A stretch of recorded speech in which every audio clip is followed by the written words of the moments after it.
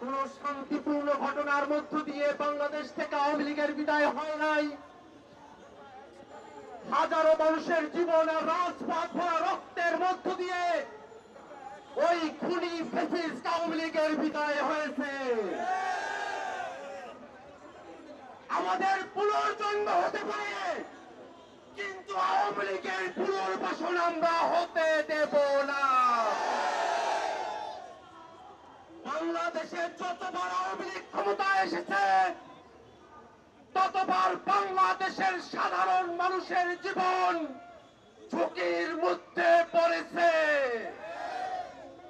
আপনারা দেখেছেন, সাম্য, মানবিক মর্যাদা, সামাজিক সুবিচারের কথা বলে যে মুক্তিযুদ্ধ হলো, তারপরে আওয়ামী লীগ ক্ষমতায় এসে বাংলাদেশে গণতন্ত্রের বদলে বাংলাদেশে তারা বাকশাল কায়েম করেছিল।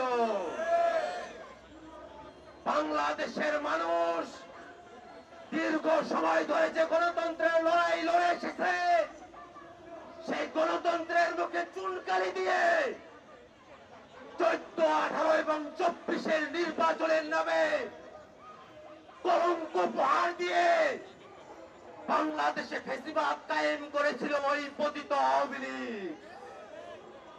বাংলাদেশের মানুষ শুধু তাদের কথার মধ্য দিয়ে নয়, তাদের জীবন দিয়ে আওয়ামী লীগের বিষয়ে তাদের সিদ্ধান্ত জানিয়ে দিয়েছে। আমাদের ভাইরা জীবন দিয়েছিল ওই খুনি হাসিনার হাত থেকে বাংলাদেশকে রক্ষা করতে, বাংলাদেশকে ফ্যাসিবাদী আওয়ামী লীগের হাত থেকে মুক্ত করতে। আমাদের ভাইরা জীবন দিয়েছিল।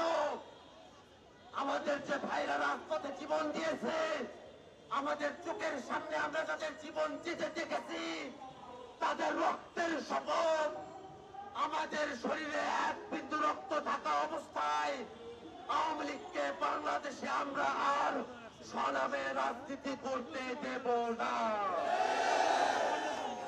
আওয়ামী লীগের ওই নৌকা মার্কা বাংলাদেশের এখনো পর্যন্ত অনুশোচনা প্রকাশ করে নাই, এখনো পর্যন্ত তাদের দায় স্বীকার করে নাই।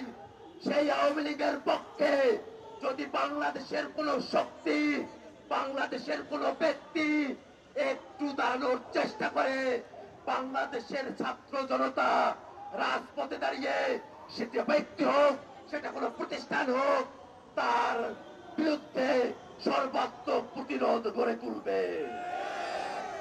ভাইরা আমার, আমাদের অবস্থান খুবই পরিষ্কার। আজকের বিক্ষোভ সমাবেশ থেকে আমরা স্পষ্ট করে বলতে চাই, শুধু আওয়ামী লীগের নেতা কর্মীরা নয়, দল হিসাবে আওয়ামী লীগের বিচার করতে হবে, আওয়ামী লীগের নিবন্ধন বাতিল করতে হবে, আওয়ামী লীগের রাজনৈতিক এবং সাংগঠনিক কার্যক্রমের উপরে নিষেধাজ্ঞা আরোপ করতে হবে। বাংলাদেশে সামনের দিনে আওয়ামী লীগের নাম, মার্কা, আদর্শে কোন রাজনীতি চলবে না, সেই নিশ্চয়তা আমাদেরকে দিতে হবে। বন্ধুরা আমার, বাংলাদেশে আমাদের অন্তর্বর্তীকালীন সরকারের প্রধান উপদেষ্টা যে জুলাই চার্টারের কথা বলেছে, আমরা বাংলাদেশের সকল রাজনৈতিক শক্তিকে, ফ্যাসিবাদ বিরোধী সকল পক্ষকে আমরা আহ্বান জানাই, রাজনৈতিক ভাবে জাতীয় ঐক্যমতের ভিত্তিতে সেই জুলাই চার্টারে আওয়ামী লীগকে নিষিদ্ধ করার কথা উল্লেখ থাকতে হবে।